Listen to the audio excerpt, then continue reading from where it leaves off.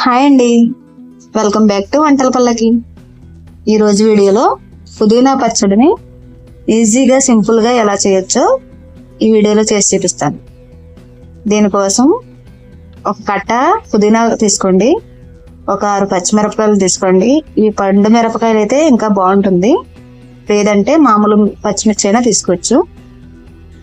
ఒక 1/2 కేజీ టమాటాలు అయితే ఈ పచ్చడికి సరిపోతుందండి. ఒక కట్ట పుదీనాకి ఒక 1/2 కేజీ టమాటాలు అయితే బాగుంటుంది. ఇప్పుడు గ్యాస్ స్టవ్ ఆన్ చేసుకుని ఒక కడాయి పెట్టుకుని ఆయిల్ వేసుకోండి. ఒక 4 టీ స్పూన్స్ ఆయిల్ అయితే సరిపోతుంది. ఇప్పుడు ఈ ఆయిల్ కాగాక 2 స్పూన్ల ధనియాలను వేసుకోండి.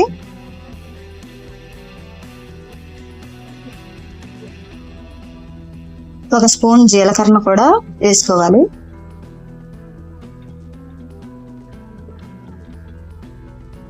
ఇప్పుడే కొంచెం ఒక స్పూన్ మినపప్పును కూడా వేసుకోండి దాంట్లోని. ఇవన్నీ కూడా దోరగా వేగాలండి. సిమ్లో పెట్టుకుని దోరగా వేయించుకోండి. ఇప్పుడు ఇవి దోరగా వేగినాయి కదా, దీంట్లోనే మనం తీసుకున్న పచ్చిమిరపకాయలని 2 ముక్కలుగా చేసుకుని వేసుకోండి, లేదా మధ్యలో నాటైనా పెట్టుకుని వేసుకోవచ్చు. పచ్చిమిరపకాయలు కూడా బాగా వేగనిచ్చుకోవాలి.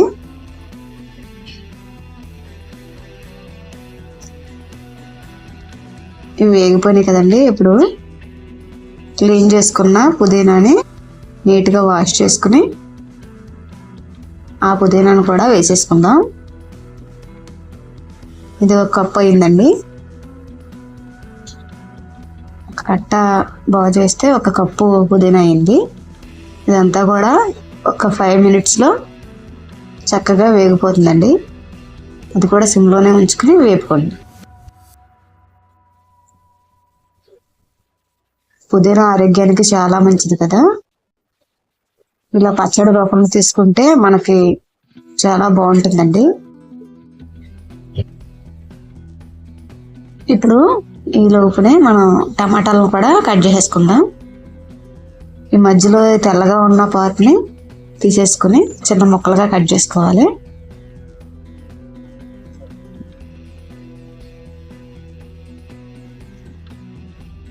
ఇప్పుడు మొత్తం టమాటాలన్నీ ఇదే విధంగా కట్ చేసేసుకుందాం.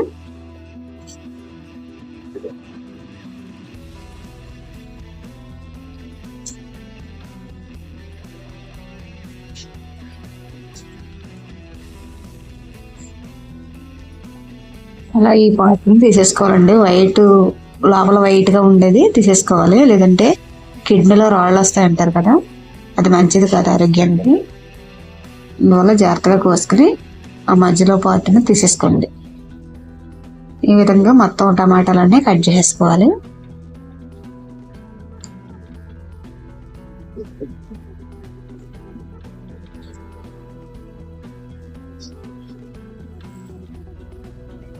ఒకసారి పుదీనా వేగిందో లేదో చూసేద్దామండి. ఈలోపు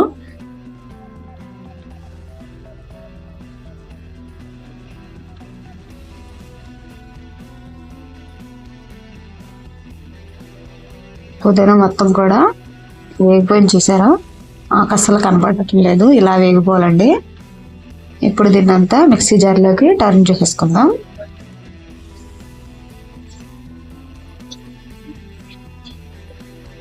అదే మూకుట్లో ఈ టమాటాలను కూడా వేసేసుకుని బాగా మగ్గనిచ్చుకోవాలి. దీనికన్నా కొంచెం పసుపు వేసుకుని మగ్గనిచ్చుకోవాలండి. అప్పుడు బాగా స్మాష్ అయిపోతాయి, తొందరగా మనకి గుజ్జుగా అవుతుంది.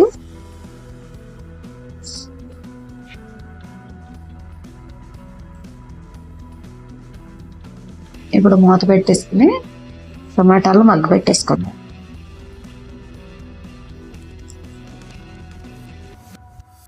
ఇప్పుడు మిక్సీ జార్లోకి తీసేసుకున్నాం. దాంట్లోకి మళ్ళీ సరిపడగా ఉప్పు వేసేసుకోండి.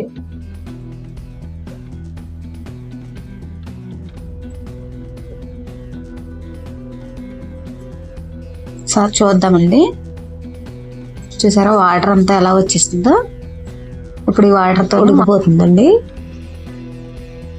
ఇప్పుడప్పుడు మధ్యలో కదుపుతా ఉడికించుకోవాలి టమాటా పేస్ట్ మొత్తం.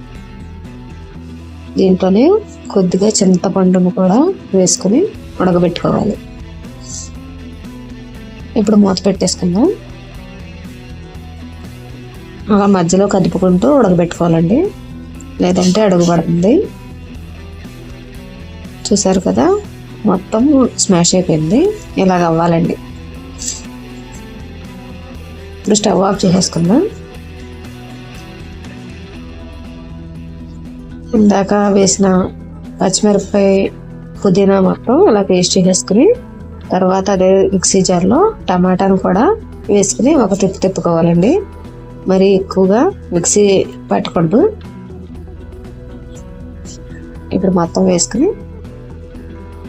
ఒకసారి తిప్పుకున్న తర్వాత పుదీనా టమాటా పచ్చడి రెడీ అయింది. చూసారు కదా, ఈ విధంగా వస్తుందండి. ఇది ఇడ్లీలోకి కానీ దోశల్లోకి కానీ చాలా బాగుంటుందండి. ఒకసారి పచ్చడిని మీరు కూడా ట్రై చేసి ఎలా వచ్చిందనేది నాకు కామెంట్స్లో చెప్పండి.